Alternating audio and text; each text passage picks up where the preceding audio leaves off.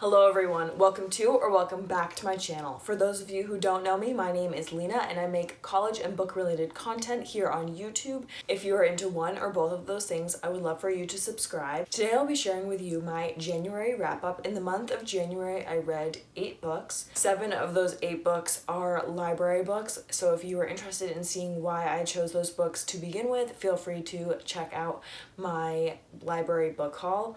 It was an interesting month for sure because I did read a couple books that were very bad, but I also read some stellar books, and one of them I'm officially adding to my all-time favorites list. So without further ado, let's get into the video. The first book I read in the month of January and the first book I read in 2021 was The Song of Achilles by Madeline Miller. This book follows the story of Achilles and Patroclus from the point of view of Patroclus. Patroclus is exiled from his home and sent to Achilles' home, and together these two young boys form a close bond. They eventually are trained by the same centaur, and then when the Trojan War starts, they are both conscripted and go into the Trojan War. The plot of this book is not new. It is the Trojan War. It's been retold 1,000,001 times, but I am officially adding this to one of my all-time favorite books. I am so excited to reread it. I am so glad I own it. 5 out of 5 stars. I had not read the Iliad, but I have read the Odyssey, and I do have a basic understanding of Greek mythology, Greek gods, and that kind of thing. I was blown away by this book.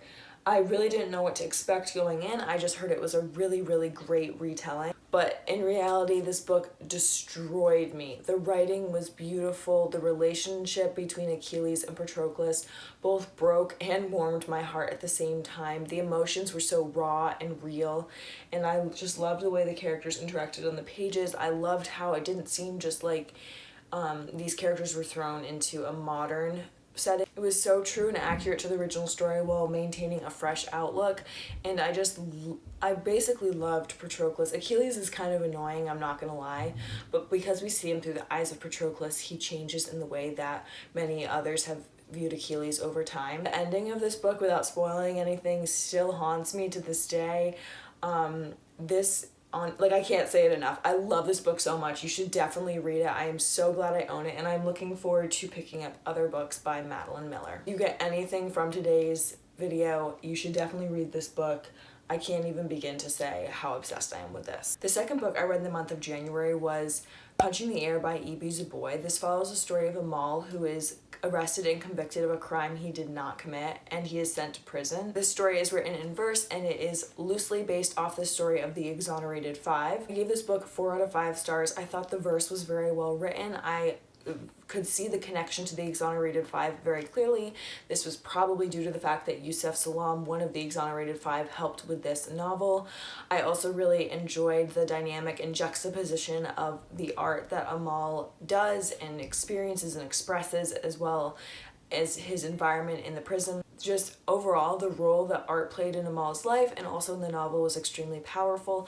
I also really enjoyed the ending because as I was getting closer to the end of the book, I started to wonder how the book was going to end, and I was really impressed with the way E.B. Zuboy finished it. There were so many great themes and ideas to discuss and think about. I think this should definitely be like upper middle level or lower high school required reading. It was really well written and well done, and I think it would make an excellent discussion piece. The third book I read in the month of January was The Bone Season by Samantha Shannon.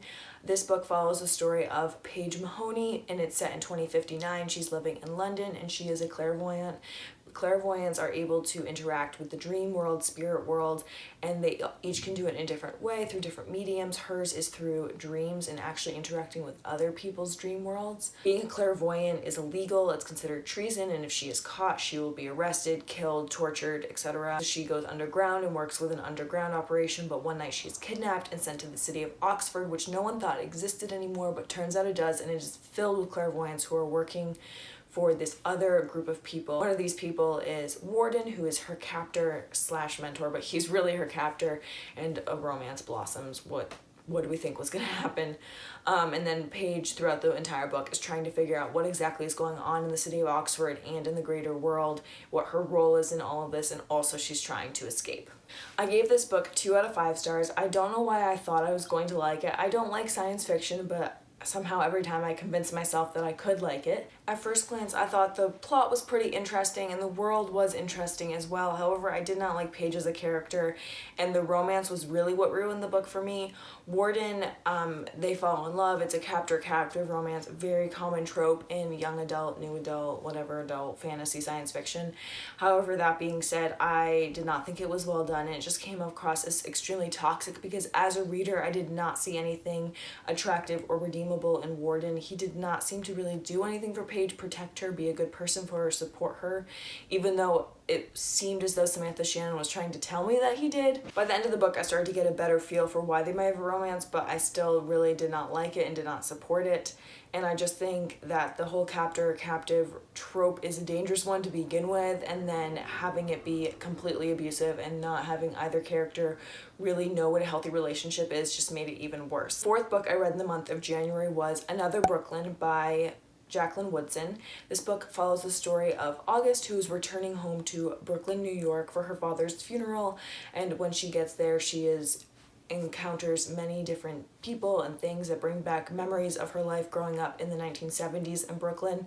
Well, many parts of this were good memories and happy memories. There were many, many ugly and dark things that were looming in her past and that she is dealing with still today as an adult. This is a Jacqueline Woodson book. I gave it 5 out of 5 stars. I just love Jacqueline Woodson's writing so much. She always has so many important stories to share, and no matter what, I'm just so impressed and blown away by her work. This book is very short, but it was so well crafted, so well written. August as a character really pulled me in, and I thought the way that the different sides and facets of Brooklyn as they were revealed was truly an art. It was a tough read. There are a lot of difficult things to grapple with and think about, but overall it was 100% worth it because the book was extremely powerful, and I just love Jacqueline Woodson's writing so much, and I definitely recommend this book. The fifth book that I read in the month of January was Clap When You Land by Elizabeth Acevedo. This book follows the story of Yahira and Camino. Camino lives in the Dominican Republic and Yahira lives in New York City. They both share the same father, but they don't know that. They're half-sisters, and they only find out when their father's plane crashes into the ocean, and things start to fall into place as to why he spent so much time in the Dominican Republic and New York City. This book is also written in verse. It is my third book that I've read by Elizabeth Acevedo, and I really enjoyed this book. I gave it 4 out of 5 stars. To be honest, this book made me very angry with men because there weren't really that many great male role models in this book, but I did really enjoy the relationships that, for example, Camino had with her aunt, as well as the relationship that Camino and Yahira eventually formed. I thought it was beautiful. It was really well written. The emotions were so realistic, and the journey that both characters went on was really well done. I also thought that Elizabeth Acevedo did a stellar job of discussing different cultural identities, and just identities in general. The representation and the exploration of these identities and cultures was really well done, and I appreciate the way that she did that in this book. I also think Elizabeth Acevedo is quite talented with novels written in verse, and I really enjoyed this book, and I'm glad I read it. The sixth book I read in the month of January was Long Way Down by Jason Reynolds. This follows the story of Will, who learns that his brother was recently shot and killed. He decides he's going to follow the rules and go shoot his brother's killer, so he grabs a gun from his bedroom, gets in the elevator, and prepares to leave the building, except on each floor that the elevator passes, a new person gets on that is related to him, his brother, or just the killer in general. This book is also written in verse, and it takes time over the span of 60 seconds. I sat down and read this book in about 30-35 minutes, and that is honestly the only way you can read this book. I gave this book 5 out of 5 stars because it's another book written in verse. It's incredibly powerful. The execution of this novel was extremely well done. Jason Reynolds was very talented. The book was extremely powerful and thought-provoking, especially on the vicious cycle of gun violence, which is something that we are all very much aware of as a problem in this country. It was just a really well done book without giving too much away.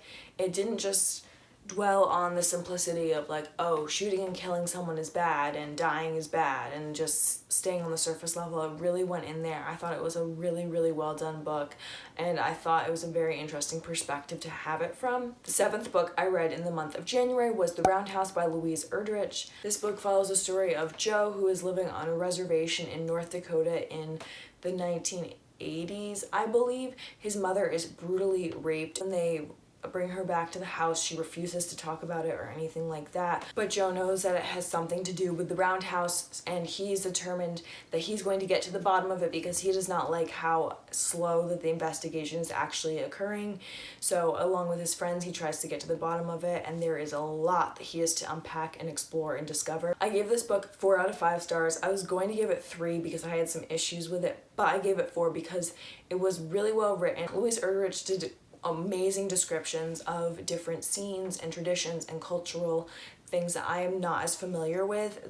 Specifically the powwow descriptions and the descriptions of specific ceremonies and traditions in the Roundhouse were extremely well written and well done.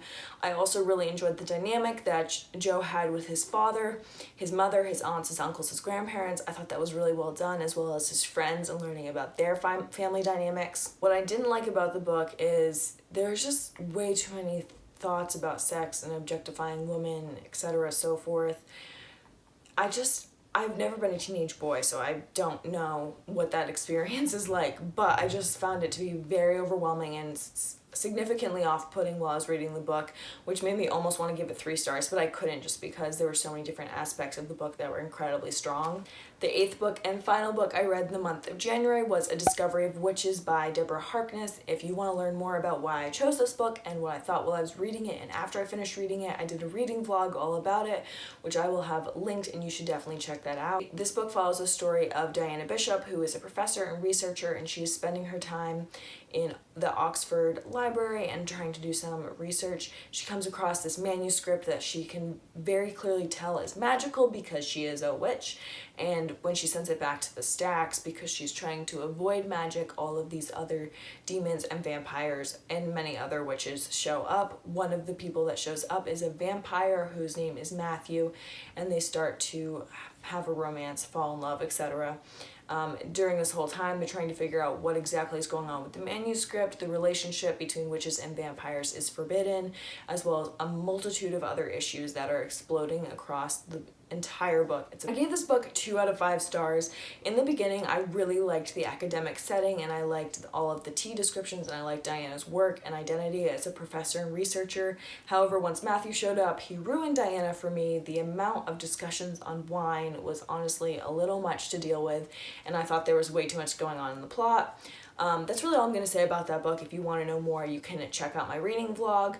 But those are all the books I read in the month of January. If you have any questions or book recommendations, feel free to leave them down in the comments below. If you haven't already, give this video a like and subscribe, and I will see you all next week.